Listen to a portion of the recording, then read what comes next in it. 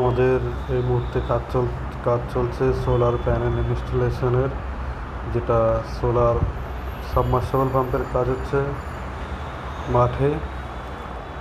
ওটা মাটির কোঠাতে অ্যাপ্লিকেশন করতে হয়। আপনারা যারা সাবসিডি নিতে ইচ্ছুক তারা আমাদের সাথে যোগাযোগ করবেন।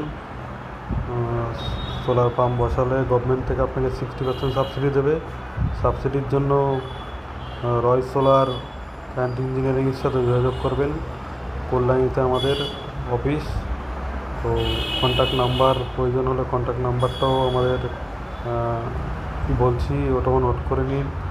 8617321539। এইখানে পার্ট ওয়াইজ সমস্ত রকম কাজ আপনাদের দেখানো হবে।